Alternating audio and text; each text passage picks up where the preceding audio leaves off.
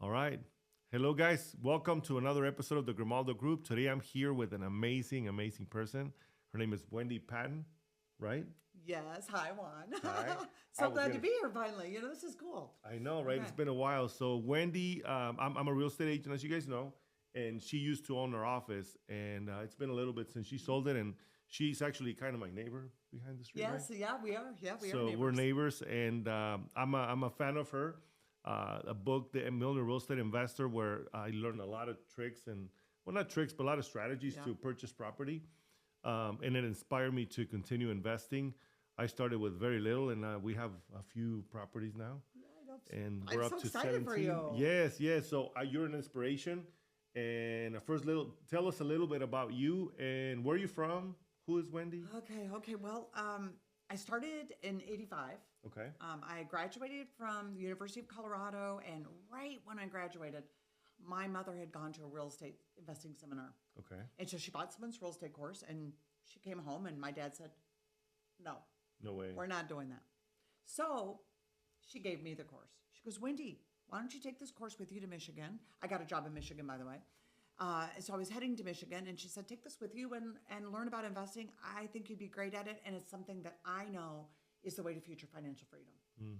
So I took the course with me and listened to it all the way to Michigan and thought, oh, I don't want my job. I want to be an investor. But I did take my job and started investing slowly. I didn't have any money. I had debt and I didn't make a lot, Juan. So I learned how to do really creative deals from the very beginning.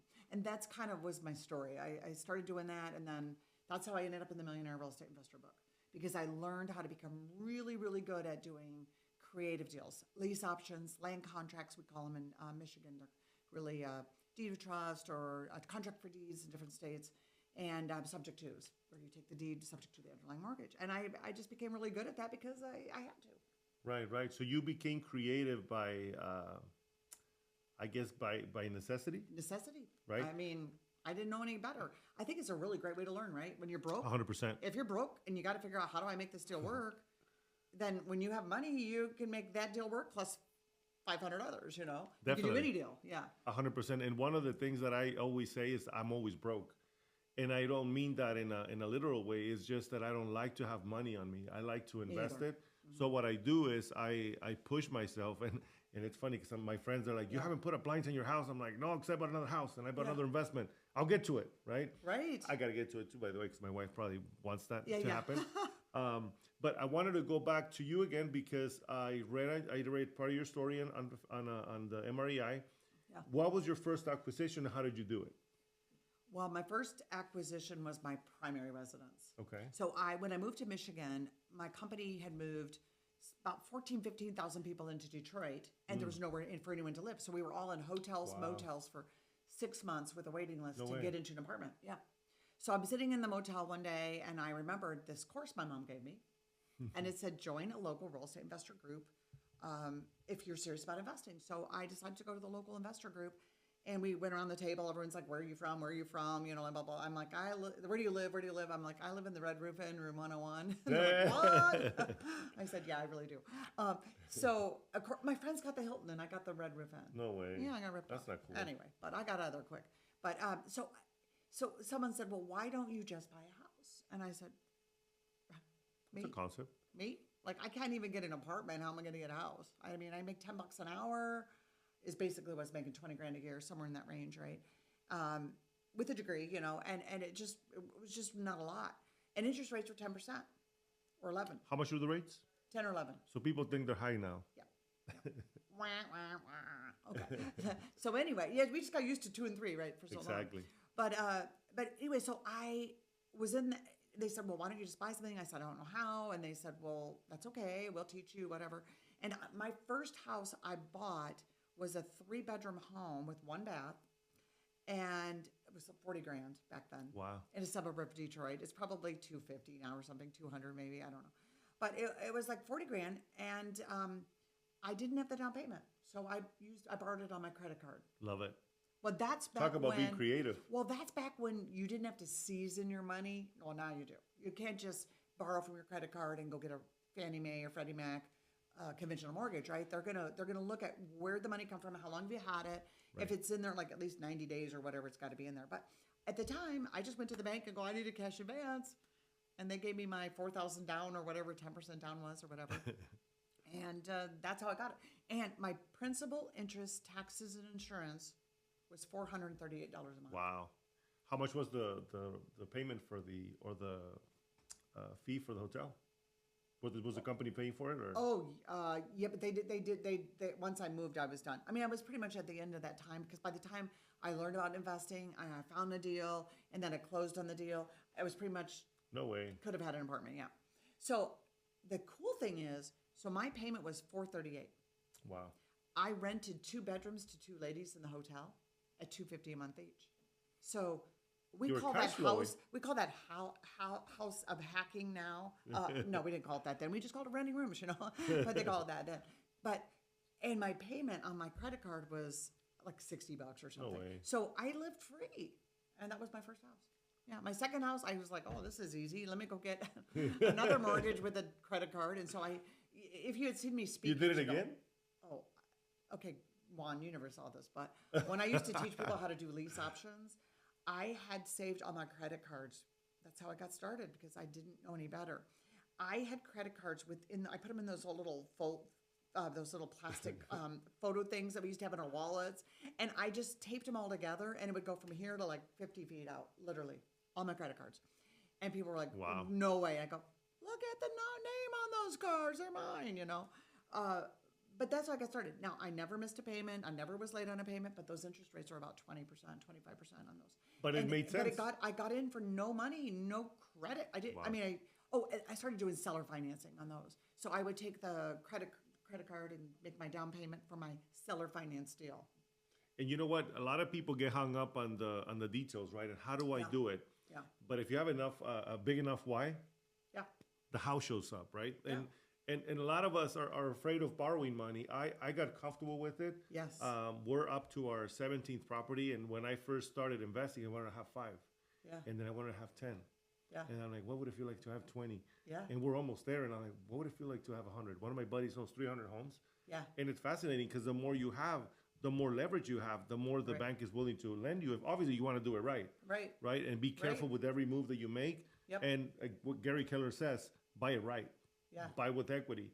Will it always Yeah, happen you like that? always have to. Yeah. Yeah. You make your money on the buy, right? 100%. And if you're not finding good deals, then you're going to be in trouble anyway, right? Yeah. So you started buying with credit cards. So So I you did said you that all had the like way. 50 feet worth of. I had 50 feet of credit cards. I mean, Credit cards. hundreds and hundreds of thousands of dollars of debt when I was 22, 23, 24 years old, Well, anyways, so my story was I ended up being this total debt person, meaning like leverage. And, I remember, well, first of all, I got married then. I had twins. I got divorced. So I was a single mom. So it kind of slowed me, half gone, and started over with my kids. And they would go with me everywhere I went. I have a boy-girl twins that, by the way, live in Arizona now, Love it. which is so cool, They're your but anyway, neighbors too, no? They're my neighbors. Yep. Yep. They live real close. They live in So, this beautiful community called Verado. Yeah, And you well, live one does, and one lives in Goodyear, which is where we down are the right street. now, Yep. right here. Right here. So, it was really, really cool. But that was totally never would have thought that. So because they grew up in Michigan. Well, I got remarried, and when I got remarried, my husband Michael said to me, he has 3 kids, and he said, why do you have so many homes? I had 175. No way. And I go, because 175 homes? I collect them. And he's like, why? And I go, they're fun, And he's like, but you owe money on all of them. And I said, yeah, but it's called leverage. And he said, well, why don't have you ever considered selling some of them and having them all free and clear? And I did. You did. Yeah. It was the best move I ever made in my life. It was very smart for him to say that, because that's one thing in that book they talk about. And this depends on your age, right? Exactly. Like When was where you this? are. When was this? Was it recently or? No, that was 20 years ago. Okay. Over 20 years ago when I met him. And at that time, almost everything was fairly leveraged. Well, he said, wouldn't you rather own 30 or 40 free and clear True. than 200 or 175, 200 with debt? And because it's so much easier to manage. And we did the math, and it really worked out to be almost exactly the same income, but so much less work. Right. So and so much less stress, guys. Right. So that was the big thing for me was at that point I was like, okay, I've already been divorced. I lost half of everything. Now I'm rebuilding this thing, and then the market tanked right then about that time as well, and being free and clear really Gave you peace of mind. yeah. And not only that, it probably saved you. So Everything let's go back. everything else I lost money on though. Like if I still had a loan on something, I mean, I was like, oh my gosh, I paid to get rid of some of them. At that time, yeah. When was this though? When you 2007 and 8. So Some of them right hadn't been before, sold yet, yeah. right before the market crash. Okay. Yeah. Makes sense. So I'd like to say I'm brilliant, but I'm not. I wasn't brilliant at that, and because I didn't get rid of everything quick enough from his recommendation, man. And my husband was more brilliant than I was on that. But then after the market tanked, really you lose a lot when the market tanks. Now everyone doesn't know this, but in Michigan, Arizona too. You got creamed with the value depreciation, how much it went down. But Michigan, by far, the worst in the country. Yeah. By far. It's still struggling, right? It's coming back. I mean, it's really come back a lot, but it's still, there's some rough area, still some cheaper homes there. But I was buying homes in 2007 and 8 for $3,000. No way. I mean, nice homes in like decent areas. Like rental properties. $3,000? 5,000, 10,000, 13. Oh yeah. So we bought hundreds and then. So when the market tanked, it was like a really good thing for us because then we started going crazy and we did they now call it turnkey. But back then, we would buy a house, we'd put it in its own LLC. We would register it with the state. We'd register it with the city. We'd get a tenant in there. We'd have it all rehabbed, and then we'd sell it to out-of-state investors for a good profit. And I did that hundreds of times, and it was really good. And all my investors made tons of money too, because they were at the time I was selling them for like, if it was 50,000, if I could sell it for 50, if the rent was 1,000, I'd sell it for 50. So that would mean 2%. Well, you can't find that today. I can't find that in Michigan even today. Right. But I was buying them for like all in 25. No way. And renting for 1,000 4 times. So it was kind of crazy. But that's a little bit about my story. And then now I'm more into the I don't like the weight on my shoulders, so I'm kind of a debt-free person. Not really Dave Ramsey extreme, although we are there because it's just coincidental. No, it's not coincidental. I think you designed it a little, but you didn't know you were designing it, but you were working on it. I was working on it. And you had enough, and this is the beauty of volume, right? One of my first coaches I started doing loans back in 2007, and actually in 2006. And the first thing he said, Juan, volume cures it all. So you have to have enough volume. Yeah. So if you had 170 properties, I'm sure you could have paid off, I don't know how many, yeah. Right? Well, down to 30. We had free and clear after. Yeah. 30 free and clear, which it's a pretty good income, and you don't have any debt. No debt. Like you said, no, you don't have to worry about all these banks, sending him the payments and all that. And there's no stress when there's no debt, Of course. Oh, okay, it's vacant. Oh, well. So I have taxes and insurance, True. And utilities maybe. But, you got all the other ones covered. I mean, it just made it easier for me. So that's kind of the direction I went in. But again, as I got older, right? So I just turned 60. So 20 years ago, I was in my 40s, my low 40s. And I had lost most of my assets when the market tanked, meaning value, because our properties went from, worth 150,000. This is the crazy part. People don't really, people go, oh, we lost 50% of value. I go, really? Where? We lost like 90%, 80. Yeah. That's where I could buy those for $10,000, $15,000. Right. But I think, and you talked about it earlier, thinking in different, how can I say this or put it in a better way? When you're in different stages in life, your strategy has to change, right? If the 20-year-old, 40-year-old, 60-year-old. When I was 20, I had nothing to lose. Exactly. I was in debt already. What did I have to lose? Borrow more, baby. Exactly. So for those people that are kind of on the fence, and I talked to a lot of young individuals. Andres, he's one of our agents. He already owns a home. He's 21 years old. And he bought it on his own. And he's buying the second one right now. Love it. So it's so cool to be able to go all in when you're young because you have all the upside. Yes. Right? And what if, you learn every single thing that you do. Yeah. If you don't make any mistakes, you don't learn, right? And you don't do anything, you don't grow. Right. So I admire that from you, that you took a chance, you saw the opportunity, and then you went all in.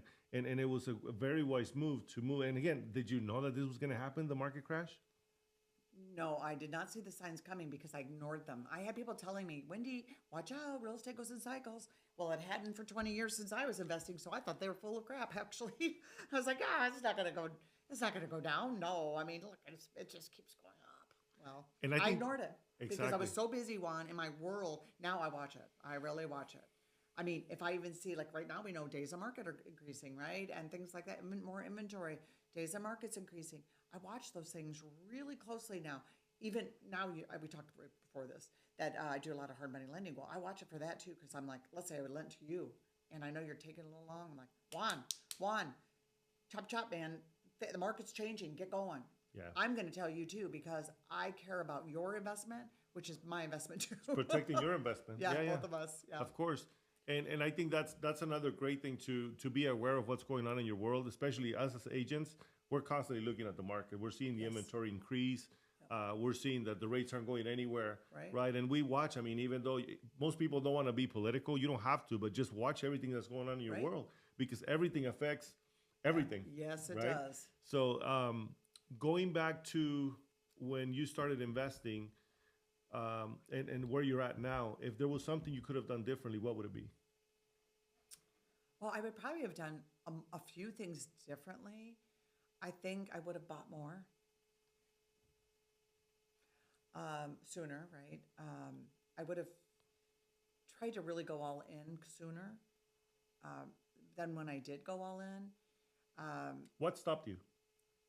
I had a real full-time job, and then I had twins. I mean, that, probably. Was it more the lack of time, or was it more the Time? Okay. I was never afraid. That's one thing. A can lot of see that. investors are like fearful, Yeah. I wasn't fearful, probably because I had nothing to lose. I had nothing to lose. I was like, hey, I'm in debt. Okay, let's see. I could be in more debt, or I could make money. I'm already in debt, so I had nothing to lose. Right. Now, see, as you grow your Things financial change. wealth, right, over time, now I have something to lose. So I don't take risk like I used to. Right. I'm more cautious. I say no to more things than I say yes to, a lot more.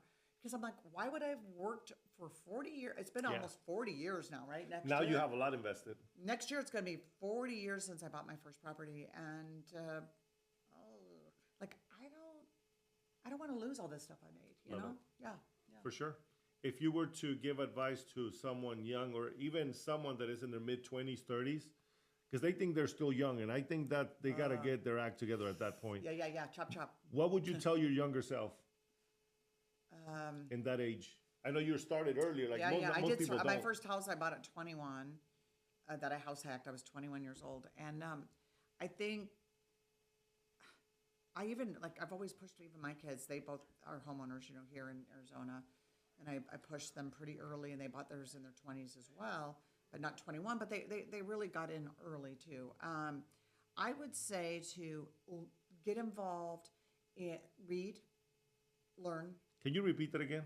Read, and get learn. your audibles. Like, change your mindset. Like, if you have negative thinking, then that has to be changed. You have to be thinking positively, but not stupid either. Exactly. You have to educate yourself. I would say I run the Michigan Real Estate Investors Group, so I always years later that's how I learned. So I ended up starting one and buying and doing all that, but I still run that because I feel like that's where people start. You go to an investor group where you can learn different things. Like maybe one month I might have something on rehabbing, the next month might be multifamily, then it might be commercial, then it might be adult assisted living facilities. It could be the Burr. It could be whatever. Everything. There's so many. You got to rotate these things, and you got to learn. But instead of watching TV, I never watched TV. That was the best thing my parents ever did. They didn't let us watch a lot of TV when we were kids, so I never got in the pattern of coming home to watch TV.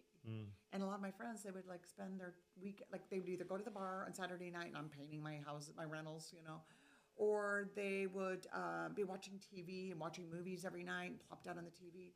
And I would be reading a book or watching a webinar, learning a strategy, out looking at properties, driving neighborhoods. I mean, I was obsessed with being good at it. And I think that's the key, is just it doesn't have to be this is the other thing. Like, it doesn't have to be your passion. Now, real estate is my passion. Oh, yeah. I love it. I love every aspect of it, okay? From the brokerage to the title to mostly the investing world. But for some people, they're just really good at it, and they have a passion for something else. Like maybe you're a teacher, and you're just not making enough to really build the wealth that you want before you retire. Well, that's what real estate can do for you, right? That's what it can do for you. You don't have to. It doesn't have to be your passion. It could be a supplemental income, like your side gig. supplemental income. And one of the things that most people get lost in the translation is like, I don't have the means. Do you think do you think the game is rigged? You mean for wealthy versus unwealthy? Exactly. No. Can you repeat that again? No, I was like a broke kid, no, it's not. I think the only thing that's rigged is what's in your head. Your brain is rigged. Yep. And one of the things, I'm a high school dropout. I mean, I always say this, but I learn on my own. I read a lot. Yeah. And to me, that changed my life. I mean, like you were saying earlier, that's why I'm huge on books. I get books all the time. I have a stack of books in my office. Yeah. I'm going to give a little story just to give you guys context. I'm a huge Trump supporter, and this might be a little controversial, but I don't really care because I met the guy through a book, 2009. Wow. I was out in California, and I was driving, I was hauling crude oil for this company. The market was bad. I went over there to That was a dark time. Okay. yes, to train for driving. My brother owned the truck, or my niece's husband, and he allowed me to drive his truck to practice. Yeah. And as I was there, my brother's like, hey, they're hiring. So I took a job there, and as I took the job, my family was still here. And to make the long story short, I got this book, so when I would stop to load up, I start reading. This book is called Why We Want You to Be Rich. I don't know if you read it. Oh. Robert Kiyosaki and Donald Trump. Oh, they wrote it together? They wrote it together in 2006. That's not a very known book. Okay. No, it's huge. So it changed my life. So I became a fan of Trump back then. Yeah, before he was ever even political. Before he was even in politics and all that. And that's where people don't have the context of, well, you're racist, you're this. No.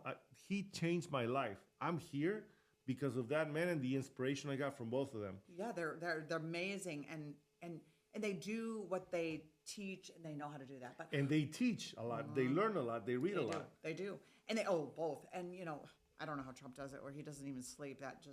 I gotta sleep. 4 hours, yeah. I gotta sleep 8 or 9 hours every night. Yeah. I'm like, do you know how successful I could be if I only had to sleep 4?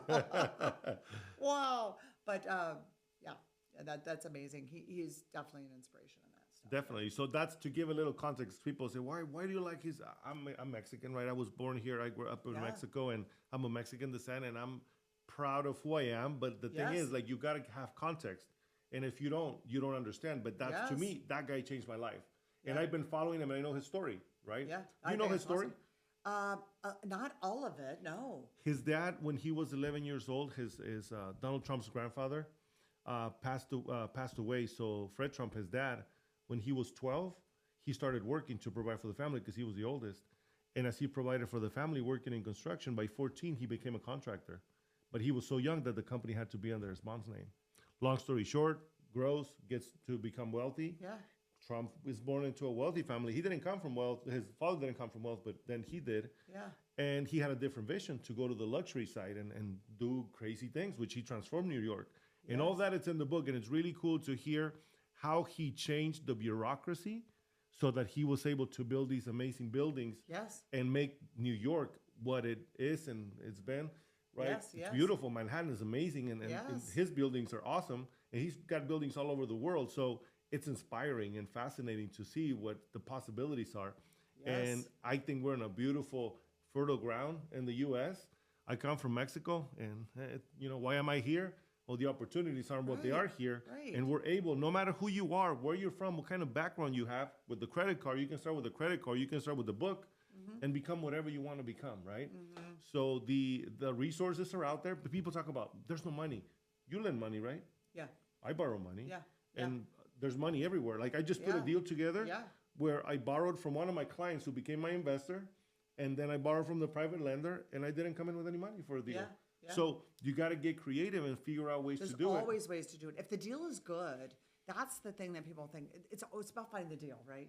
It's all about the deal, because if you've got the deal, you will find the money. If you You build have it, to they'll lock come. up the deal, huh? If you build it, they'll come. Same thing, right?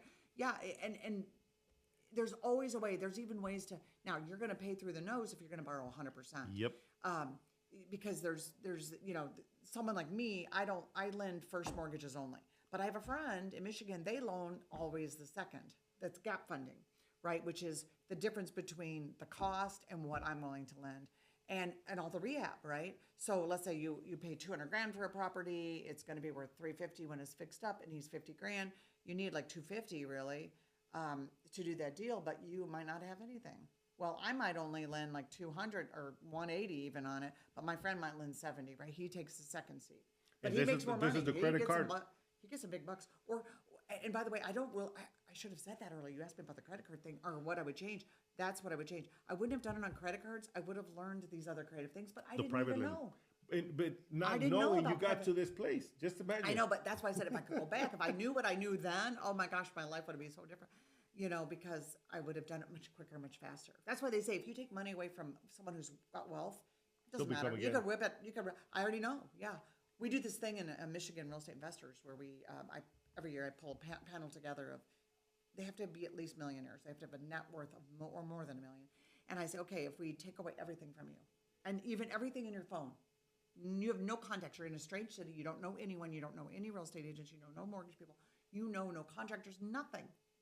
What would you do to start over to build $1 million in net worth again? And how long would it take you to do it? And it's of course different because you can do it so much quicker and faster. Exactly, because you already have the knowledge. And this is where we are emphasizing the fact that you have to learn, and the resources are out there. I see people go and pay astronomical amounts of money. Yeah. We do free seminars, Wendy, here for our clients, and we're giving back. I mean, we're blessed by the profession that we have, by the knowledge that we gain. Yes, and that is key. People do not take the time to learn. They just want to go and, I want to flip. I remember they make a mistake too. Yeah. A lot of mistakes. Yeah. So one of my friends, his daughter used to play soccer with my daughter, and I invited him over because he's making really good money, but he's burning it, right? I mean, you make money, and then you pay a lot of taxes. I'm like, well, you can strategize and start investing your money so that you can keep more of your money and have somebody else help you grow your wealth, because you can make money on a flip, but you cannot grow wealth that way. Am I right? Right. I mean, until you have to take that money, that profit, and pay your taxes, and you got to reinvest it, right? And that, I think you hit something earlier that I want to expand on. You talked about like you don't even have the blinds in your house anymore. Here's the deal, guys. Like, this is such an important part. When you start to make more money, you cannot spend more money, or very little. Exactly. Like, you start getting all the flashy stuff. It didn't matter. Like, if I was like right here on my income and I went up to here, I never changed until I'm more now a little. Finally, you can splurge. Now I'm splurging more, and it takes practice, and it's hard for me and my husband because we were always so good about being tight. I mean, we did fun things, we did great trips, but not amazing trips. Yeah. We did good trips. Now we do amazing trips. It's a big difference, but it takes a while to get like, we're not going to spend that much on a week, like what? But if you're making it, so this is, you but get now, to that point. Like we're at the home stretch, right? Like we know if we're not going to use it now, I'm sorry. Right. I didn't work my whole life to like give it to my kids. I want them to learn how to make it themselves. Amen. I want them to build a legacy for themselves. I don't want them to rely on mine or what we did, You want to share one of the amazing, crazy trips you've done? Like something that's the wildest that... Wildest? Okay. I haven't really done any too wild ones. Let me think. I'm not really... Okay. I mean, so this year I spent 4 weeks in Europe. I thought that was cool. Love it. Where did you go? Summer. I spent 2 weeks in Scotland and Ireland, and 2 weeks doing the Rhine River cruise and in Lake Como and Milan. Love it. So, there were 2 separate trips too. So I would say, I spent like 50 grand this summer. I think that's quite a bit of money. That's good, But you've earned it. You deserve it, and it's okay. I would have never spent that. I would have never thought like, whoa. Now I have it as part of my life that I need to spend at least that much on travel a year because and my kids. So I don't know if I told you, but I think maybe I did. But my mother, who got me in real estate, she gave me that real estate course. She died in October last month. That. Okay, but I'm gonna inherit some money from her. Okay. and my kids, hopefully they won't see this, but they don't. My mom was a big traveler, and she always wanted us to have the experience. When her parents died, she used her inheritance funds to take us on trips. Oh, She wanted us to travel and see the world, and so I took my mom's money. Or I don't even have it yet. I shouldn't say that. I don't have it yet. But it's going into I already started It's an part of LLC my- called Moni's. They called her Moni because that was their grandma name. Moni's Travel Fund LLC. love it. And it's all going in there. And I already told them next year you have to each spend 10 grand on a trip. And they said, what? And I said, they go, well, my son was like, I would never spend that much on a trip. I said, well, then go. If you want to spend 5, you can spend 5. Right. Or you can spend 10. Your choice. I go, it came from Moni. But, it's awesome. hard to change that mentality, but I want them to start seeing that these are the experiences they can have when you save and do things, right? And you like have the I didn't do abundance. it then. I didn't exactly say that and talk about Abundance. that. When you have the abundance, because a lot of times we will go and spend money that we don't have, right? And it's, yes, horrible. and it's very, very common here in the U.S. I mean, Very. we're very materialistic, but I went for a long time without. We used to drive to Mexico because it was the cheapest way to go, and that's what we could Yeah, afford. yeah. So I used to take my wife and kids in a van, and we drive down to Mexico. This last year we went to Italy for 2 weeks. We had a Yay. beautiful time, and it's about what kind of experiences can you have? Because also, I mean, you can have the Right. things, right? But did they bring you happiness? Right.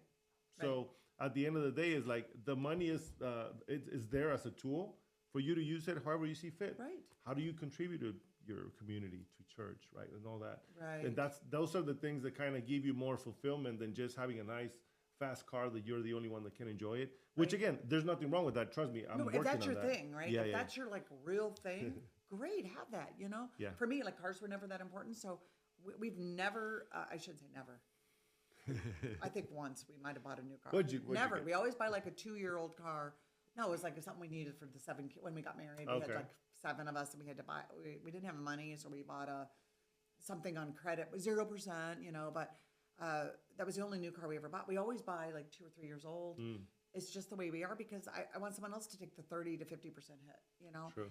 And then, it's just saved us money. It's just the way we still do it. We have the money. We could buy any car, and it's It's a just, lifestyle. my husband's like, we're not spending that much on a car, Like I want that Tesla one, that one that's over 100, the S. I want 125. I just can't do it. I can't do that. I Right. can. I won't. Gotcha. I don't want a car for 125,000 or whatever it is. Or I think 140. about in terms of a home. I can buy another house with that. I used to think that all the time, especially in Michigan, because I could buy 2 or 3. Everything was related to a house. Everything, especially when the market was so bad. We don't have that here in Arizona, where the average price is like 400 or 500, right? Right. But in Michigan, at one point, it was very easy to say, why would I spend $15 on a trip? I could buy a house that makes $1,000 a month. Right. I always translate it into that. I'm like, dude, I can buy another house with that amount. I know. But at some point you do have to balance that, right? And that's the really important thing is balancing, okay, I made an extra 100 grand this year that I didn't normally make. Okay, let's spend 20 of it on something fun and let's reinvest 80. Yep. I mean, you do have to reward yourself. Of course, you gotta give something. Yeah, because you get Otherwise- also burned out, right? If you're Yes. just working, what is the purpose? I've Right. seen people that work their butts off their whole life. And they die with all this money. They die with all the money, and yes, the family will enjoy it, but what was that? I mean, Right. you didn't even have experience because you're always working. You're not even there, Right. right? So, based on your experience from here in Phoenix, because you go back and forth to Michigan, Yeah. right? Yeah. What do you think's coming to Phoenix? How do you see Phoenix market? I think it's going to keep growing. Detroit is doing great as well. The city of Detroit, it's having a real big boom as well.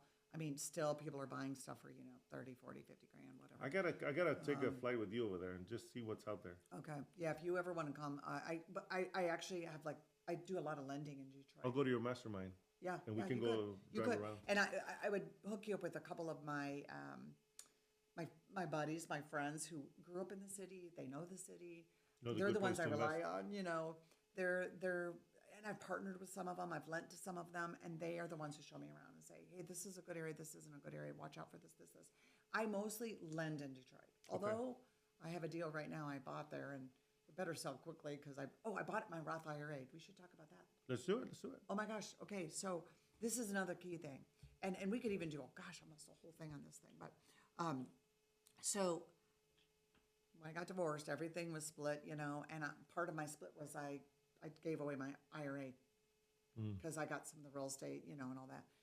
So I had to start over again, and I have put about 70. I'm not trying to brag. Let me just say this. No. I just want to share with you guys the power of what is available to us in this country if you leverage it properly. So I had to start over, and I probably put 75 grand into my Roth IRA. I only use a Roth, okay? And I only use a Roth because, and you might say, well, you don't qualify if you make too much. Yes, there's a backdoor thing, and everyone, I could put get it a good accountant, right? Yeah. You would just have to know what to do, and you can get money in a Roth. Anyways, so I put about 75,000 into that Roth, and that Roth is over $1 million now. Congratulations. Just that Roth, and now I'm over 59 and a half, right? I could take it out tax-free if I wanted. I don't want to. I don't need that money. And why would I want to? That's the money I put in my most aggressive things. Because if I'm going to make a lot of money in a deal, I always run that in my Roth because I don't need the cash, and I want that profit. The bigger profit deals or the higher returns, I want them to be tax-free. I love that. That's like, great advice. You start it little by little by little, and you find your deals like, I started with nothing in there, so I had to put $6,500 in one year, or I don't even think I had $6,500 truthfully the first year I started it, maybe two. When I restarted it, and I found a deal that I could flip to someone for like 12 grand without touching it. And I knew that I had to put 100 from I had created this deal. It was literally on a napkin pretty much. And I was like, hey, wait, we got to change it to, it's going to go to my IRA now, not this other thing, because I wholesaled it. And then I had 12 grand more plus the two. And then I just started doing a few of those kind of quickie deals till it was big enough to buy a property. And you know what I mean? And then you can leverage stuff in there. There's all kinds of creative things. With the Roth IRA? Yeah. Wow. Awesome. We'll talk more about that next time. Oh, we should definitely talk about that. That is a huge thing. And even like budgeting, if you want to talk about money and stuff like that, I love that stuff because I think you have the same kind of passion that I do for people about learning how to be financially self-sufficient and independent, solid, and it's not about being wealthy and going, I'm rich. No, not at all. It's about freedom. Exactly. Doing whatever you want, whenever you want, with whomever you want. Right. And then, but like you said, you have to take care of your family first, you and your family first, and your basic needs. And then when you start getting that excess, you've got to reinvest it. You need to get your money working for you if you want to build true wealth.